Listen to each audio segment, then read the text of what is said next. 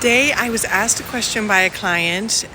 What do you do when you meet someone or you know someone who you can see has suffered like you have in many ways, and you want to commune with them and talk to them about it and let them know that you see them, that you hear them and hold space for them, and that you're here for them because you understand what they've been through?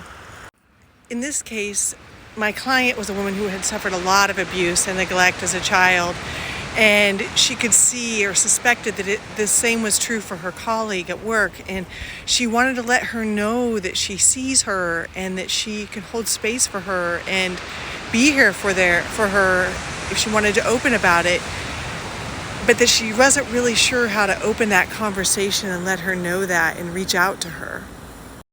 I suggested she could say something like, wow, I had a really amazing weekend. I really did some deep self-work, and I touched on something about the abuse I experienced as a child, and it's really, created some space within me and some epiphanies, and it's really staying with me today, and I'm just really contemplating that.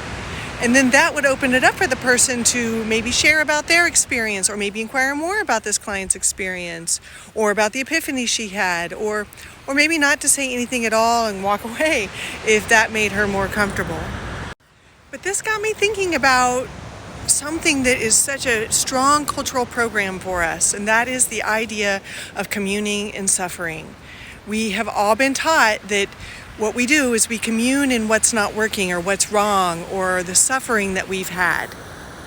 And don't get me wrong, it's important to hold each other and create community of love and support and acceptance and a place of healing for each other to move through the contractions or the suffering that we've experienced. So it's important to create that community and to hold each other in that space for sure. But it's also important to see the light of wholeness and the healed parts of each other as well.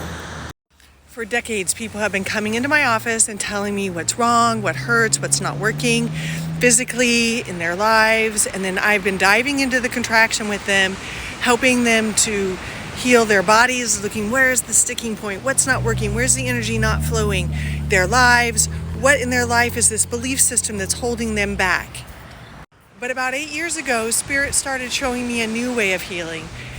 They said, it's important to see the contraction, it's important to see what's not working, but staying there and digging in that always and always searching to fix or heal something is the old way of healing. And the new way is to see where is their light, where is their expansion, where's their flow, where is their movement, what's whole and healed, because that's what we want to bring more into ourselves. That's what we want to create more of.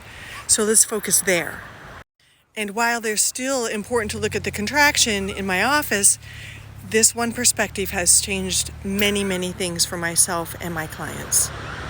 Anchoring in suffering, or focusing on the contraction as I like to call it, is a cultural program that we have been fed for years, decades. If you watch the news, all you see is what's wrong in the world and how bad it is. If you go to your doctor, all you see is what's wrong and try to fix it. If you go to your therapist, what's wrong and how do we fix it?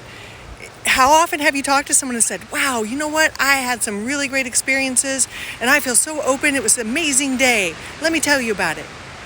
And they'll often just kind of close down because we just don't know how to take that in, because we've all been taught to focus on the suffering. In fact, even all the nonprofits are focusing on the suffering and what's not working. And yes, it's important to bring light to those, but who's doing something about it?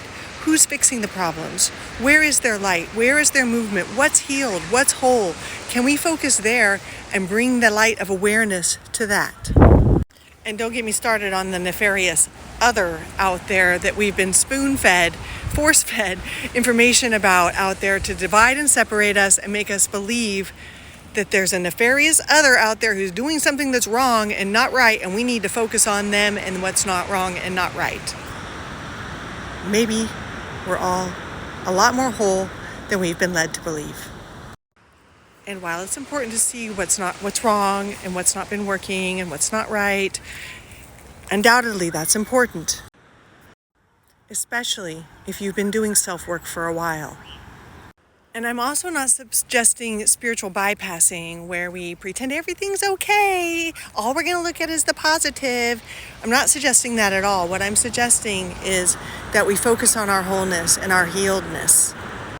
Who's doing something to fix the problems? Where's the light going? Where are possibilities opening? That's what we want more of. Maybe we can commune in our whole selves, in our healed selves, instead of in our suffering. Maybe we need to see ourselves more healed than broken. Maybe our self-inquiry needs to be more of where it's complete and whole in us. Where are we whole and healed? Especially if you've been on the self-healing path for a while. There's more to you that's healed than broken. Because that is what we want to create in ourselves and in the world, and that is where we need to shine our light of awareness. Namaste, my friends.